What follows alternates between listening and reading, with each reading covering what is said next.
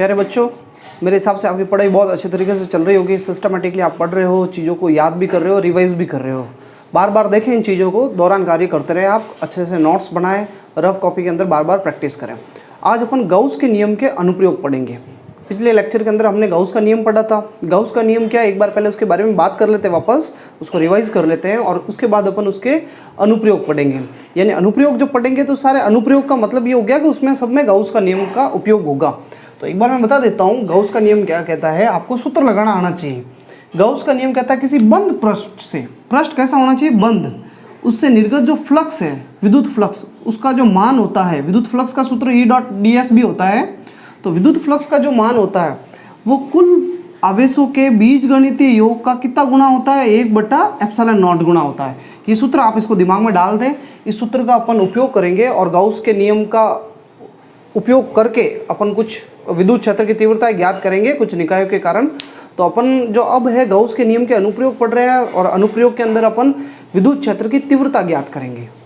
तो मैं इसको पूरे को हटा देता हूँ एक बार तो, और अपन अब स्टार्ट करते हैं। हेडिंग डाल दो आप, लिख गाउस के नियम के अनुप्रयोग। गाउस के नियम के अनुप्रयोग।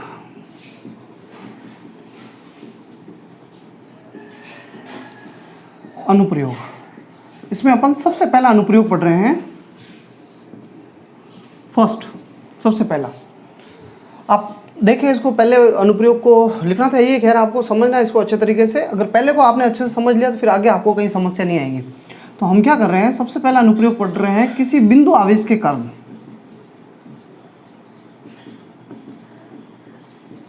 कारण विद्युत क्षेत्र की तीव्रता ज्ञात करना। क्या ज्ञात करना, विद्युत क्षेत्र की तीव्रता ज्ञात करना।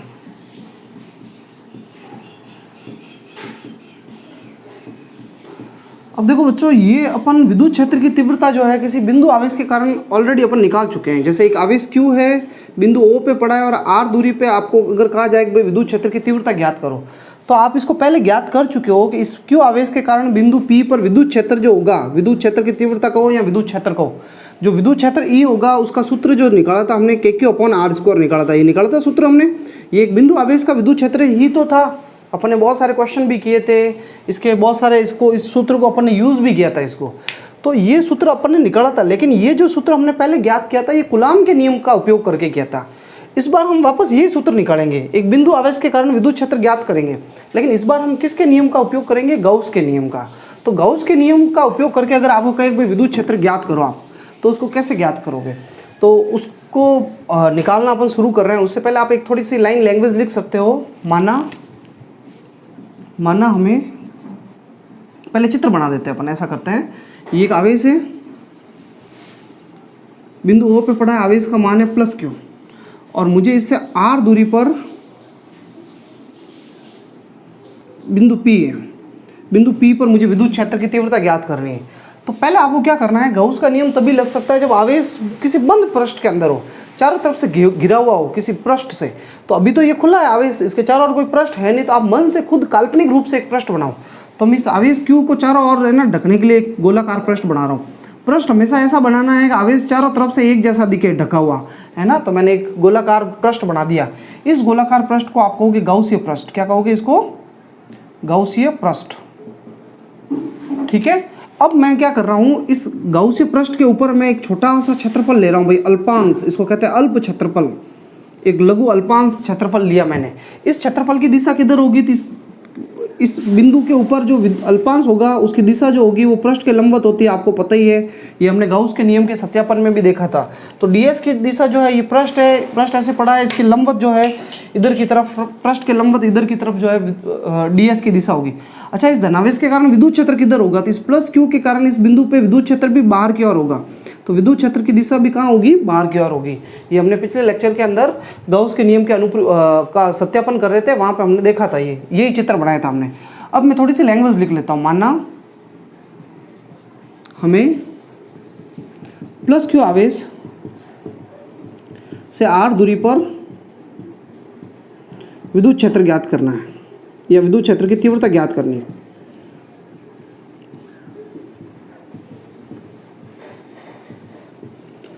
अतः Q को केंद्र मानकर, Q को केंद्र ले लेते हैं, केंद्र पर मानकर r त्रिज्या के गोलाकार गाउसीय पृष्ठ की कल्पना करते हैं। गाउसीय पृष्ठ बना दिया भाई मैंने, ये देखो, और इस गाउसीय पृष्ठ के ऊपर छोटा सा अल्पांश लिया है ds, इसके बारे में नहीं लिख रहा हूँ। ds और e जो है a की दिशा में, और मैं एक चीज लिख लेता हूँ यहाँ, ds व e समान दिशा में या समांतर है, समान दिशा में। ठीक है, थोड़ी सी 2 लाइनें अपन को चित्र के बारे में बतानी थी, बता दी मैंने। वैसे इतनी कोई आवश्यक होती नहीं है, पर हमें पता होना चाहिए हम कर क्या रहे हैं। अब मैं क्या कर रहा हूँ भाई, गाउस के नियम का अनुप्रयोग कर रहे हैं हम। तो गाउस के नियम को लिखना है सबसे पहले। गाउस के नियम अनुसार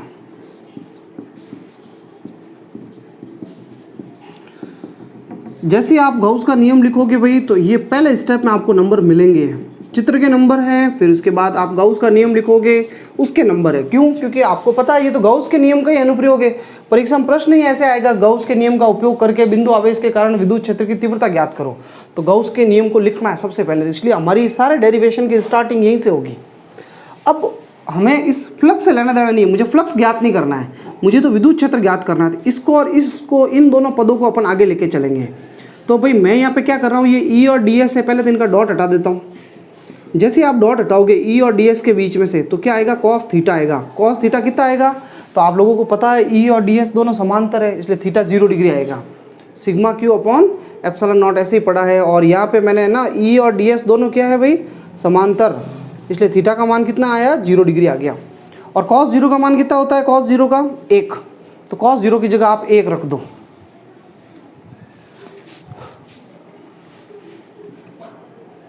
ई डी एस कॉस 0 का मान 1 हो गया। सिग्मा क्यू, अब सिग्मा क्यू का मतलब होता है, सिग्मा क्यू जो है इसका मतलब है इस पृष्ठ के अंदर कितना आवेश है, इस पृष्ठ के अंदर कितना आवेश उपस्थित दिख रहा है आपको। तो बच्चों देखो, आपको इस पृष्ठ के अंदर कितना आवेश दिख रहा है, क्यू तो दिख रहा है, तो एक ही आवेश पड़ा है क्यू। तो सिग्मा क्यू का मतलब है कुल आवेश, और कुल आवेश हमारे पास है क्यू अपॉन एप्सिलॉन नॉट। अब देखना बिल्कुल ईजी काम है भाई। अब मैं यहाँ पे क्या करने वाला हूँ, अब वो चीज़ तो छोड़ो, चित्र को हटा नहीं सकते हम, इसलिए मैं यहीं से ऊपर से ही साफ कर रहा हूँ। यहाँ तक आपने लिख लिया होगा मेरे ख्याल से, ठीक है। अब इसको मैं आगे हल कर रहा हूँ, आप आगे से आगे लिखते रहना। अब देखो बच्चों, ई जो है विद्युत क्षेत्र नियत है, इस पृष्ठ के किसी भी बिंदु पे चले जाओगे तो परिमाण नियत है, इसलिए ई को बाहर ले लो। ई समाकलन से बाहर आ जाएगा, तो अंदर खाली कौन रह जाएगा, डी एस, और सामने क्या पड़ा हुआ है, क्यू अपॉन एप्सिलॉन नॉट। बस अब आंसर आने वाला है। डी एस क्या है, डी एस है छोटा सा अल्प क्षेत्रफल। और जब ds का समाकलन करोगे, तो ये मैंने पिछले क्लास में बताया आपको कि ds छोटा सा क्षेत्रफल और समाकलन करोगे तो पूरा क्षेत्रफल आ जाएगा, पूरा। और गोले का पूरा क्षेत्रफल हमें सूत्र याद होना चाहिए, 4 पाई r स्क्वायर, क्योंकि हमें सूत्र पता होना चाहिए। गोले का क्षेत्रफल होता है पृष्ठ क्षेत्रफल 4 पाई r स्क्वायर।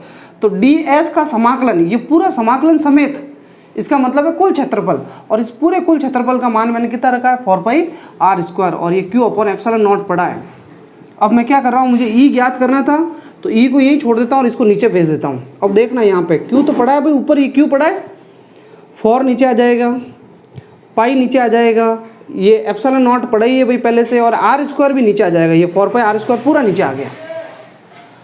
अब बच्चों आपको पता है 1/4 पाई एप्सिलॉन नॉट क्या होता है, इसको क्या लिखते हो आप, 1/4 पाई एप्सिलॉन नॉट को, तो इसको 1/4 पाई एप्सिलॉन नॉट को तो आप क्या लिखते हो, क्यू अपॉन आर स्क्वायर। ये देखो हमारे विद्युत क्षेत्र आप पहले पढ़ चुके हो, ये आप विद्युत क्षेत्र की तीव्रता जो है किसी बिंदु आवेश के कारण ज्ञात करनी थी, और ये हम पहले निकाल चुके हैं, ई बराबर के क्यू अपॉन आर स्क्वायर। आप यहाँ पे देख रहे हो ई आर स्क्वायर के व्युत्क्रमानुपाती, भाई ये सूत्र हम पहले पढ़ चुके हैं, इस बार अपने गाउस के नियम का उपयोग करके निकाला इसको। ई व्युत्क्रमानुपाती आर स्क्वायर के, इसलिए ई और आर स्क्वायर में अगर ग्राफ बनाना हो तो कैसा बनेगा, ऐसे गिरता हुआ ग्राफ बनेगा। ये टॉपिक कंप्लीट हो गया है, पहला अनुप्रयोग कर लिया अपन ने, अब अपन दूसरा अनुप्रयोग करेंगे। दूसरा अनुप्रयोग बहुत इंपॉर्टेंट है, ये तो मतलब बहुत ही ज़्यादा इंपॉर्टेंट है। आप पिछले साल के पेपर्स देखोगे तो आपको लगेगा ये तो बहुत बार रिपीट हुआ है ये क्वेश्चन। तो सेकंड अनुप्रयोग जो है, किसी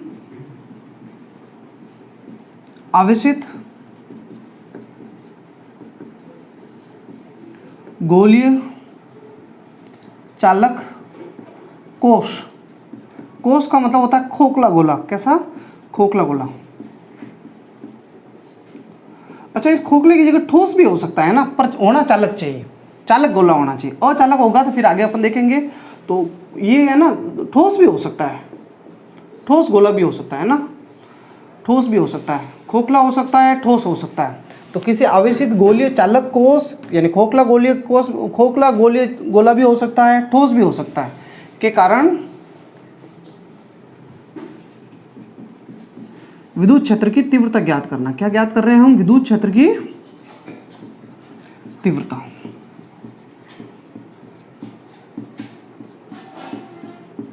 तो थोड़ी सी अपन लैंग्वेज लिख लेते हैं, जब भी कोई डेरिवेशन स्टार्ट करते हैं 1-2 लाइनें अपन को लिख लेनी चाहिए। तो लिखो, माना आर त्रिज्या के चालक गोलीय कोष को प्लस क्यू आवेश दिया गया। कितना? प्लस क्यू आवेश दिया गया है, प्लस क्यू आवेश दिया है ना, प्लस क्यू, जो इसके बाह्य पृष्ठ पर एक समान रूप से वितरित है। कैसा है? एक समान रूप से वितरित है।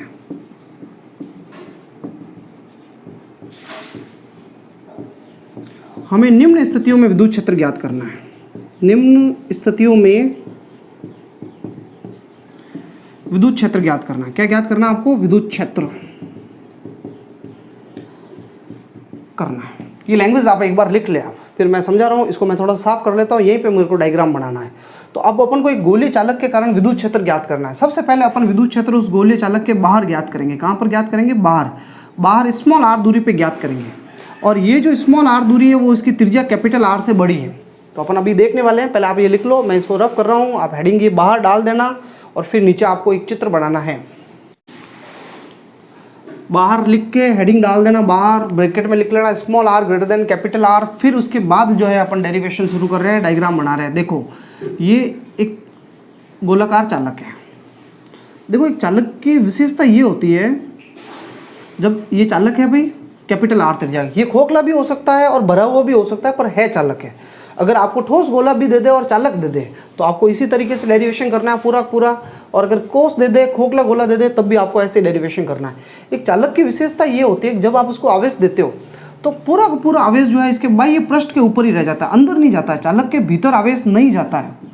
चालक के भीतर जो है आवेश शून्य होता है भाई, आवेश नहीं जाता है। इसका क्या कारण है इसको अपन आगे देखेंगे। पर आपने पिछले लेक्चर के अंदर, पिछले जो अपन ने कुछ पहले अपन ने विद्युत बल रेखा पढ़ी थी, उसमें आपने देखा होगा कि चालक के भीतर से विद्युत बल रेखा नहीं गुजरती। चालक के भीतर विद्युत क्षेत्र शून्य होता है, इसलिए चालक को आवेश दोगे तो उसके अंदर वो आवेश नहीं जाएगा। तो इस आवेश दिया है मैंने चालक को, इस पूरे आवेश का मान, ये जो पूरा कुल आवेश है ना, इस पूरे कुल आवेश को मैं नाम दे देता हूँ कैपिटल क्यू। ठीक है। और पूरा आवेश किसके ऊपर वितरित है? पृष्ठ के ऊपर, अंदर बिल्कुल भी आवेश नहीं है। अब मुझे इस गोले के केंद्र से, ये केंद्र O है, O से R दूरी, स्मॉल r दूरी पे बाहर बिंदु P है, जिसकी दूरी कितनी है? Small r। ये स्मॉल r कहाँ से कहाँ तक है? O से P तक। मुझे इस बिंदु P पे विद्युत क्षेत्र ज्ञात करना है। तो सबसे पहला काम ये करना है आपको, बिंदु P पे विद्युत क्षेत्र ज्ञात करना है। तो बिंदु P को पृष्ठ पे लेते हुए इस आवेश को ढकना है। बिना ढके तो गाउस का नियम लगाओगे कैसे आप? तो आपको इस आवेश को अगर ढकना है तो पहले गाउसीय पृष्ठ तो बनाना पड़ेगा ना। तो बहुत सिंपल सी बात है भाई, मैं इस बिंदु P को सतह पे लेते हुए एक ये पूरा गोल गाउसीय पृष्ठ बना देता हूँ। ये कौन सा पृष्ठ है? ये गाउसीय पृष्ठ है। इस आवेश के चारों ओर, इस गोले के चारों ओर मैंने गाउसीय पृष्ठ बना दिया। तो आपको एक गाउसीय पृष्ठ बनाना पड़ेगा, क्योंकि गाउस का नियम तभी लगेगा जब ये आवेश ढकेगा। तो अब मैंने ये गाउसीय पृष्ठ बना दिया है। ये कौन सा पृष्ठ है? गाउसीय पृष्ठ। अब बच्चों आपने गाउसीय पृष्ठ बना दिया। अब आपको क्या करना है? इस बिंदु P के ऊपर एक छोटा सा अल्प क्षेत्रफल लेना है, जो पहले अपन ले चुके हैं। इसकी दिशा बाहर की ओर होगी और पूरे इस चालक के कारण विद्युत क्षेत्र जो होगा वो भी कहाँ होगा? बाहर की ओर होगा। हमें इस बिंदु पे विद्युत क्षेत्र ज्ञात करना है। तो आपने अभी हेडिंग तो डाली है, बाहर डाली ना हेडिंग, तो बाहर हम कहाँ विद्युत क्षेत्र ज्ञात कर रहे हैं? बाहर small r greater than capital R, यानी स्मॉल r का मान कैपिटल R से बड़ा है, इसका मतलब बिंदु P बाहर है। तो अब अपन स्टार्ट करते हैं डेरिवेशन, है ना। गाउस का नियम क्या है भाई? नियम से, तो गाउस का नियम कहता है कि जो विद्युत फ्लक्स होता है उसका सूत्र होता है E.ds बराबर sigma Q upon epsilon not. इसको समीकरण 1 दे दो आप, ये गाउस का नियम है। मुझे फ्लक्स से लेना देना नहीं है तो फाई को हटा दो, अपन तो इन दो को लेके चलेंगे। E.ds और डॉट हटाओगे तो क्या होगा? जब E और ds के बीच में से डॉट हटाओगे तो cos थीटा आएगा, और थीटा कितना आएगा? 0 डिग्री। थीटा 0 डिग्री आएगा भाई। डॉट हटाने पे हमेशा कॉस थीटा आता है। सिग्मा क्यू का मान चलो अभी बाद में रख लेंगे, पहले अपन ये बता देते हैं कि यहाँ पर ई और डी एस दोनों क्या है, समांतर, और ई और डी एस दोनों समांतर है, इसलिए थीटा 0 डिग्री है और कॉस 0 का मान हम क्या रखने वाले हैं, 1। तो रखो फिर ई डी एस कॉस 0 का मान हो गया 1, कॉस 0 डिग्री याद रखो, cos 0 degree, cos 90 degree, sine 0, sine 90, ये तो कम से कम याद होनी चाहिए। सिग्मा क्यू होता है इस पूरे गोले के अंदर, ये गौसीय पृष्ठ है, गौसीय पृष्ठ के अंदर कितना आवेश है, हमने इतने आंगिक प्रश्न किए यार इस सूत्र के ऊपर, sigma Q upon epsilon not, तो अभी पता होना चाहिए ना हमें। तो इस पृष्ठ के भीतर कितना आवेश है, तो इस पृष्ठ के भीतर ये जो कुल आवेश पड़ा है इसका क्या नाम है, क्यू तो है, कैपिटल क्यू। तो इस सिग्मा क्यू की जगह आप रख दो capital Q upon epsilon not.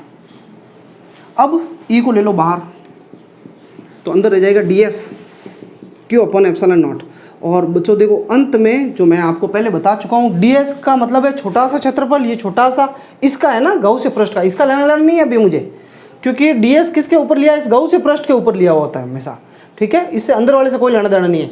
तो ds ये छोटा सा क्षेत्रफल है और समाकलन करोगे आप तो ये पूरा क्षेत्रफल आएगा, पूरा, ये पूरा दिख रहा है, ये पूरा क्षेत्रफल कितना होगा, ये गोला है, गोले का क्षेत्रफल अभी हमने सूत्र पढ़ा है 4πr²। आर कैपिटल लोगे कि स्मॉल आर लोगे, कैपिटल आर नहीं लेनी, कैपिटल आर तो इसकी त्रिज्या है अंदर वाले की, अंदर वाले का क्षेत्रफल थोड़े निकाल रहा हूँ मैं तो इस बाहर वाले का निकाल रहा हूँ क्षेत्रफल, इस गौसीय पृष्ठ का, क्योंकि ds इसके ऊपर है, तो इसका क्षेत्रफल निकालोगे तो इसकी त्रिज्या काम आएगी, इसकी त्रिज्या कितनी, स्मॉल आर। तो ये जो पूरा ds का समाकलन करोगे आप इस ds का, तो पूरा क्षेत्रफल आएगा और क्षेत्रफल 4πr² आएगा और r स्मॉल आएगी, क्यू अपॉन एप्सिलॉन नॉट। और अब वापस वही काम करना है, इसको नीचे भेज दो, यानी ये पूरा डेरिवेशन वही है जो हमने पहले किया था, पहला अनुप्रयोग, उसमें कैपिटल, इसमें स्मॉल क्यू आया था और यहाँ कैपिटल क्यू चल रहा है, क्यू पड़ा है अपॉन में, ये आ जाएगा 4π भी अपॉन में आ जाएगा, ये एप्सिलॉन नॉट पड़ा ही है भाई, और r² भी अपॉन में आ जाएगा, मैंने सबको अपॉन में भेज दिया, और 1/4π एप्सिलॉन नॉट ये क्या हो जाएगा k, तो ये हो गया k। तो e का मान क्या आ गया, e बराबर आ गया k, इसको 1/4π एप्सिलॉन नॉट को k लिख लो, q अपॉन r², ये सूत्र आ गया k q अपॉन r²। और भाई ये जो e निकाला इसके पास में छोटा सा लिख लो एक शब्द बाहर, ये कहाँ निकाला आपने, बाहर निकाला, और इसको समीकरण नंबर 2 दे दो आप, ये आपके गोले के बाहर विद्युत क्षेत्र आ गया। ये बाहर विद्युत क्षेत्र जो है वो व्युत्क्रमानुपाती कर्मानुपाती है भाई r² के, तो ग्राफ बनाएंगे हम, तब कैसा ग्राफ आएगा, गिरता हुआ आएगा। तो ये डेरिवेशन कंप्लीट हो गया। अब मैं क्या करने वाला हूँ, अब मैं इसी को और करूँगा, अभी तो आगे चल रहा है डेरिवेशन, अब मैं इस बिंदु P को थोड़ा और नज़दीक लेके जाऊँगा, यानी इसके ऊपर लेके चला जाऊँगा, इस गोलीय चालक को उसके ऊपर लेके जाएंगे, सतह पे। अब मुझे सतह पे विद्युत क्षेत्र ज्ञात करना है, तो आप खुद भी देखो, अगर आप इस बिंदु P को सतह पर लेकर के चले जाओगे तो हमें ये पूरी इतनी मेहनत नहीं करनी, वापस डेरिवेशन नहीं करना है। अगर मैं इस बिंदु P को यहाँ पर लेके चला गया इसके पृष्ठ के ऊपर, तो ये स्मॉल r भी कम होकर के किसके बराबर हो जाएगा, कैपिटल R। स्मॉल r क्या है, केंद्र से दूरी तो है इस बिंदु P की, O से P की दूरी है स्मॉल r। अगर मैं P को यहाँ पे लेके आ गया तो फिर O और P के बीच की दूरी स्मॉल r कौन, कैपिटल R को बराबर हो जाएगी ना। तो चित्र पे बनाने की जरूरत नहीं है, मैं इसको हटा देता हूँ। बी पार्ट, डेरिवेशन का दूसरा भाग चल रहा है।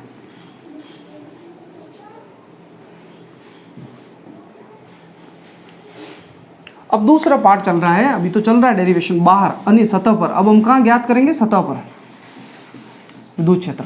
सतह पे स्मॉल r का मान किसके बराबर हो जाएगा, कैपिटल R। तो हमें कोई डेरिवेशन नहीं करना है, यही जो समीकरण 2 है, इसी समीकरण 2 में स्मॉल r बराबर क्या रखेंगे हम, कैपिटल R रखने पर तो हमारे विद्युत क्षेत्र आ जाएगा सतह पर। तो K कैपिटल Q और स्मॉल r जो है ये दिख रहा है स्मॉल r, इसकी जगह हम क्या रखने वाले हैं, स्मॉल r की जगह कैपिटल R। तो कैपिटल R² आ जाएगा स्मॉल r की जगह। ये हमारे सूत्र आ गया है, समीकरण 3 दे दो, ये सतह पर आ गया। और याद रखें सतह पर विद्युत क्षेत्र अधिकतम होता है, मैक्सिमम होता है, सबसे ज़्यादा होता है सतह पर विद्युत क्षेत्र। अब जो तीसरा केस है, थर्ड नंबर सिचुएशन, वो और भी ज़्यादा इंपॉर्टेंट है। अब अपन क्या करेंगे, बिंदु P पहले हमारे बाहर था गोले से, सतह पे लेके आए, अब हम उसको अंदर लेके जाएंगे और अंदर हम देखेंगे विद्युत क्षेत्र कितना होता है। तो अब हम भीतर ज्ञात करेंगे और भीतर स्मॉल r कैपिटल R से छोटा हो जाएगा। देखना कैसे हो जाएगा। तो ये आपका गोलाकार चालक कोष था, इसकी त्रिज्या कितनी थी, कैपिटल R, और इसको कितना आवेश दिया था आप लोगों ने, कैपिटल Q, कुल आवेश कैपिटल Q था। पहले आपका बिंदु P जो है यहाँ था बाहर पहले, फिर आप उसको यहाँ से उठा करके उस बिंदु P को इस सतह पे लेके आए अब मैं सतह से भी अंदर लेके जा रहा हूँ, यहाँ ला रहा हूँ P बिंदु को अंदर भीतर लेके आ गया, इसके केंद्र से कहाँ पे आ गया, भीतर। तो अब O से P की दूरी है स्मॉल r, ये स्मॉल r O से P की दूरी है, और O से P की दूरी स्मॉल r है, अभी बनाना मत आप, रुकना इसको। O से P तक की दूरी है स्मॉल r, और जबकि कैपिटल R कहाँ से कहाँ तक है, O से यहाँ सतह तक की दूरी है, कैपिटल R तो त्रिज्या है। इस बार आप अंदर आ गए तो बिंदु P की O से दूरी, बिंदु P की O से दूरी को हमेशा स्मॉल r कहेंगे, P की दूरी को स्मॉल r कहेंगे। और स्मॉल r पहले जब बाहर था तो स्मॉल r बड़ा था कैपिटल R से, सतह पे आए तो स्मॉल r कैपिटल R के बराबर आ गया, और अब आप अंदर चले गए, अंदर स्मॉल r छोटा हो गया, तो अंदर मैंने कहा स्मॉल r कैपिटल R से छोटा होगा। देखो बिंदु P जो है मैं यहाँ लिखूँ या फिर इधर लिखूँ, एक ही बात है ना, अंदर तो अंदर है, तो अंदर मैं इधर नहीं लिख के उधर भी तो लिख सकता हूँ, ये यहाँ लिख लेता हूँ मैं बिंदु P। और अपन को क्या करना है भाई, गौसीय पृष्ठ बनाना। अब मेरा बिंदु P यहाँ अंदर आ गया तो मेरे गौसीय पृष्ठ भी अंदर बनेगा। ये देखो मैंने अंदर एक गौसीय पृष्ठ बना दिया, और इस गौसीय पृष्ठ पे छोटा सा क्षेत्रफल ले लेता हूँ मैं ds, और ds का मुंह किधर होगा भाई, ds उधर है तो उधर की तरफ ही होगा इसका मुंह, तो ये ds उधर की तरफ होगा। और विद्युत क्षेत्र किधर होगा, इस बिंदु P पे, तो इस बिंदु P पे विद्युत क्षेत्र होगा ही नहीं। क्यों? क्योंकि हमें पता है कि चालक के भीतर विद्युत क्षेत्र शून्य होता है, हमने विद्युत बल रेखाओं के गुणधर्म में पढ़ा था। और दूसरी बात है कि यहाँ अंदर आवेश है ही नहीं, तो अंदर आवेश ही नहीं है तो कोई विद्युत क्षेत्र तो होगा ही नहीं, तो ई नहीं बनाना है यहाँ पे, बिंदु P पे ई नहीं बनाना। इससे पहले वाले चित्र में हमने ई बनाया था बाहर, लेकिन यहाँ नहीं बनाना है, तो ये चित्र तो बन गया है। अब मैं गाउस का नियम लगा रहा हूँ, देखना कितना छोटा डेरिवेशन है। तो गाउस का नियम है भाई, फाई बराबर E dot D S sigma Q upon epsilon not. ठीक है, फाई से कोई लेना देना नहीं है, फाई को हटा दो, ये लिखा हुआ है। अब मुझे बताओ भीतर जो है, भीतर आवेश दिख रहा है क्या, इसके ये जो गौसीय पृष्ठ बना है इसके भीतर आवेश है क्या? और वो आवेश तो बाहर है, कैपिटल क्यू आवेश इस गौसीय पृष्ठ के बाहर है।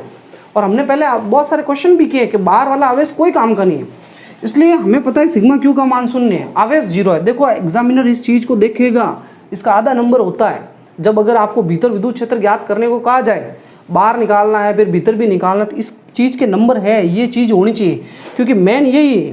तो आवेश अंदर शून्य, तो मैं इसमें मान रख लेता हूँ, इसमें रखो। अतः तो अगर मैं यहाँ पे आवेश का मान सिग्मा क्यू का मान जीरो रखूंगा तो ये पूरा ई डॉट डी एस किसके बराबर आ जाएगा, जीरो के बराबर आ जाएगा। और E dot D S zero के बराबर है भाई, डी एस तो जीरो है नहीं, क्योंकि डी एस तो है, देखो क्षेत्रफल तो दिखाया मैंने, तो डी एस जीरो नहीं है तो फिर कौन जीरो के बराबर होगा, ई बराबर होगा जीरो के, तो ई जीरो के बराबर हो गया। यानी कहने का मतलब भीतर विद्युत क्षेत्र क्या होता है, शून्य होता है। इसको याद रखना है, निष्कर्ष को, बहुत इंपॉर्टेंट है। तो एक चालक गोलीय कोष या चालक के भीतर विद्युत क्षेत्र का मान क्या होता है, सदैव शून्य होता है। अब मैं इसको हटा देता हूँ, एक बार एक ग्राफ बना देते हैं अपन। तो भाई अपन ग्राफ बनाने वाले हैं, आपने देखा होगा ई व आर के मध्य परिवर्तन ग्राफ।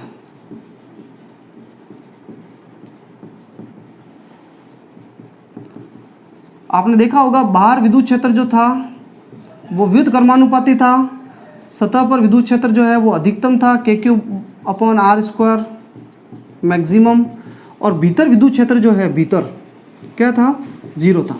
इसलिए कैसा ग्राफ आएगा, इसलिए ई और आर के बीच में आपको ग्राफ बनाना है भाई, बहुत इंपॉर्टेंट ग्राफ है ये, वेरी इंपॉर्टेंट ग्राफ। तो पूछा ही जाएगा आपसे। ई ले लेता हूँ इधर और इधर ले लेता हूँ मैं स्मॉल आर। स्मॉल आर का मान यहाँ पे है कैपिटल आर के बराबर, ये केंद्र है गोले का। मैं अंदर जाऊँगा तो स्मॉल आर कैपिटल आर से छोटा होगा और इधर स्मॉल आर कैपिटल आर से बड़ा होगा। तो देखो आपको ये ध्यान रखना है कि गोलक चालक के भीतर जो विद्युत क्षेत्र है वो तो जीरो है, भीतर तो विद्युत क्षेत्र क्या, शून्य, इसलिए भीतर तो कोई ग्राफ आएगा ही नहीं। ओ से कैपिटल आर तक, ओ से स्मॉल आर बराबर कैपिटल आर, यहाँ तक अंदर से आप सतह तक आओगे तब तक तो कोई ग्राफ है ही नहीं, क्योंकि अंदर विद्युत क्षेत्र क्या है, शून्य। जैसे सतह पर पहुंच गए आप, ये स्मॉल आर बराबर कैपिटल आर, सतह पर आ गए, तो भाई सतह पर विद्युत क्षेत्र जो है वो सतह पर ई एस सरफेस, सतह पर विद्युत क्षेत्र है के क्यू बटा आर स्क्वायर। कितना है, के क्यू बटा आर स्क्वायर। ये सतह वाला विद्युत क्षेत्र लिखा ना मैंने, सतह पर कितना है, के क्यू अपॉन आर स्क्वायर। ये विद्युत क्षेत्र सतह पर, यहाँ से शुरू होगा ग्राफ, कहाँ से शुरू होगा, इस जगह से। स्मॉल आर बराबर कैपिटल आर पे विद्युत क्षेत्र का मान किसके बराबर है, इतना। लेकिन जैसे आप सतह से आगे निकले फिर बाहर आ गए, तो बाहर विद्युत क्षेत्र व्युत्क्रमानुपाती आर स्क्वायर के, इसलिए बाहर जाते ही ग्राफ जो है वो नीचे गिरेगा। ये टच मत कर लेना यहाँ, ये बस आगे चलता रहेगा, अनंत पे शून्य होगा। तो बाहर विद्युत क्षेत्र जो है व्युत्क्रमानुपाती होगा आर स्क्वायर के। ये ग्राफ बना दो आप, ऐसे कैसे ग्राफ, यानी इस ग्राफ में अगर इसको देखा जाए ना, तो ग्राफ के अंदर कुछ नहीं है भाई। ये स्मॉल आर बराबर कैपिटल आर है ना, इसके अंदर कुछ नहीं है, ग्राफ खाली इतना सही है। ये ग्राफ यहीं से शुरू हुआ है, इतना सा। ये भी बना सकते हो आप चाहो तो भाई, अंदर कुछ नहीं है, लेकिन फिर भी मैंने थोड़ा दिखाया भाई भीतर शून्य है। ग्राफ तो बस इतना सा, ये इतना सा ग्राफ है। तो ये बना दो। इसको अपन दूसरे तरीके से भी बना सकते हैं, पूरा गोला दिखा करके, पर अपन को ऐसे उलझना नहीं है। ये मेरे ख्याल से आप लोगों को समझ में आ गया होगा। दूसरा अनुप्रयोग था, बहुत इंपॉर्टेंट था। चालक था, चालक को आवेश देते हैं तो पूरा आवेश उसकी सतह पर रहता है, इसलिए बाहर तो विद्युत क्षेत्र जो है वो वैसे ही आया जैसा हमने बिंदु आवेश के लिए निकाला था, लेकिन भीतर विद्युत क्षेत्र क्या आ गया, शून्य आ गया। अब बच्चों मैं एक छोटा सा क्वेश्चन करवा देता हूँ इस टॉपिक पे, ताकि आपको सूत्र कंठस्थ हो जाए, याद हो जाए, फिर अपन तीसरा अनुप्रयोग करेंगे।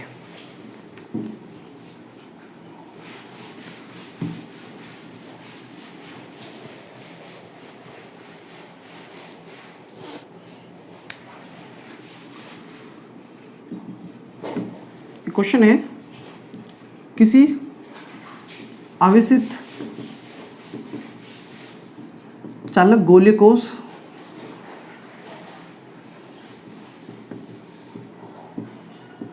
की त्रिज्या 4 सेंटीमीटर व सतह पर विद्युत क्षेत्र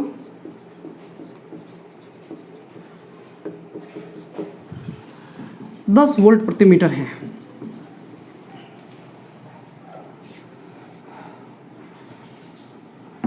निम्न बिंदुओं पर विद्युत क्षेत्र ज्ञात करो।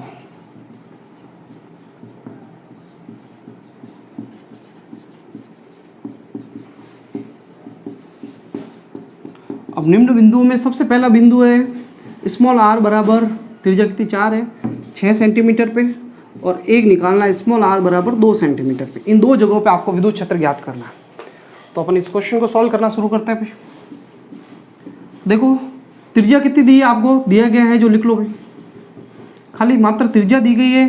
त्रिज्या दी गई है आपको 4 सेंटीमीटर, कैपिटल आर बराबर है 4 सेंटीमीटर, और सतह पर विद्युत क्षेत्र कितना है 10 वोल्ट प्रति मीटर सतह पर, ये जानकारी दी गई। अच्छा, सतह का सूत्र क्या होता है?